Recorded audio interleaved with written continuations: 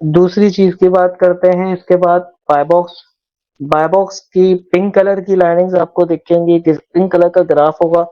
इसमें आप ये देख सकते हैं कि यहाँ पे अगर माउस का कर्सर ले आते हैं तो $29.99 जो है बाय बॉक्स की प्राइस है। इसका मतलब बाय बॉक्स इस प्राइस पे मिला था, प्राइस पे सेल हुई है प्रोडक्ट की। कब हुई है आपको पूरा डेटा तारीख वाइज बताता है, ठीक है। इसके बाद यहाँ अगर देखें तो यहाँ पे जो है $30.99 का $30.99 में बाय बॉक्स मिला था, तो इसका मतलब $30.99 की प्रोडक्ट सेल हुई है। यहाँ की अगर बात करें तो 31.99 की है, यहाँ पे इस वक्त 33.99 की। तो इस तरह से बाय बॉक्स की प्राइसेस शो कर रहा है कि कब कितने में बिकी है। अब जो है बाय बॉक्स के ग्राफ में हमें ये देखना है कि क्या बाय बॉक्स सप्रेस तो नहीं है। अगर बाय बॉक्स आपकी प्रोडक्ट का सप्रेस्ड है, आप उस प्रोडक्ट पे नहीं जाओगे। सप्रेस मीन्स क्या होता है? सप्रेस मीन्स आपकी ये प्रोडक्ट का बाय बॉक्स कहीं गायब तो नहीं है बीच में से, कहीं टूटा हुआ तो नहीं है। ये जो लाइनिंग्स आप देख रहे हैं, ये लाइनिंग्स कहीं टूटी हुई तो नहीं है। लेट सपोज यहाँ से यहाँ तक लाइनिंग गायब होती, यहाँ से यहाँ तक लाइनिंग गायब है, इसका मतलब बाय बॉक्स सप्रेस है। एग्जाम्पल के तौर पर मैं आपको दिखाने की कोशिश करता हूँ कि पिछले डेटा में अगर ये बाय बॉक्स सप्रेस्ड हुआ हो किस तरह से होता है। तो इसकी बात करें, यहाँ पे आप देख सकते हैं कि यहाँ पे बाय बॉक्स है, इट मीन्स यहाँ पे सेल हुई है प्रोडक्ट। यहाँ पे बाय बॉक्स नहीं है, अब ये बाय बॉक्स सप्रेस्ड है, यहाँ पे बाय बॉक्स गायब हो चुका है, it means by box suppressed है।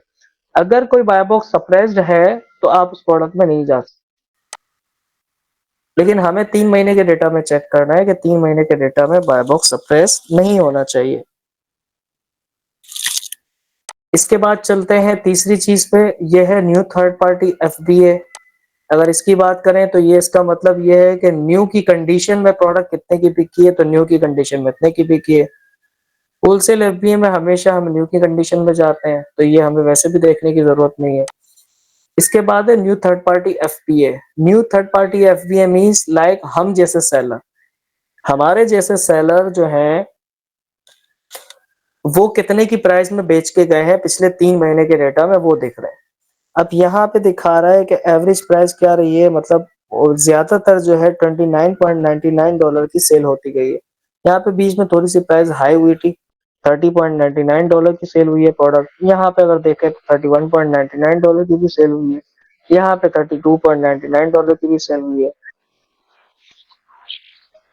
अच्छा, अब जो है यहाँ पे आप थर्ड पार्टी एफबीए सेलर आपकी मतलब थर्ड पार्टी एफबीए सेलर की प्राइस देख सकते हैं। अब इसमें हमें ये देखना है कि क्या आपका जो ग्राफ है थर्ड पार्टी एफबीए सेलर का, करंट प्राइस पे भी आपको प्रॉफिट होना चाहिए प्रोडक्ट पे, और लोवेस्ट प्राइस पे भी प्रॉफिट होना चाहिए प्रोडक्ट पे।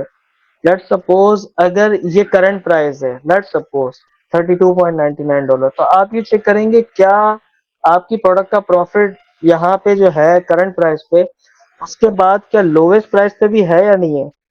लोवेस्ट प्राइस आपकी क्या आ रही है? $29.99। अगर आपको करंट पे प्रॉफिट दे रही है और लोवेस्ट पे भी प्रॉफिट दे रही है तो जाना चाहिए, अदरवाइज मैं कहता हूँ नहीं जाना चाहिए। इसके अलावा अगर आपको थर्ड पार्टी एफबीएम का डेटा देखना हो, ग्राफ देखना हो, तो आप यहाँ से देख सकते हैं एफबीएम अगर आया था है तो कितने में सेल कर रहा था।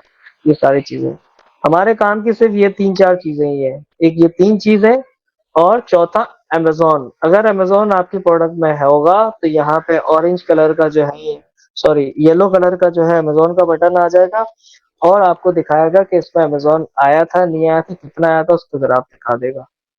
ठीक है। अच्छा, ये था ग्राफ। हमने ग्राफ देखना सीख लिया, किस तरह से जो है प्रोडक्ट्स का ग्राफ देख सकते हैं हम। ठीक है।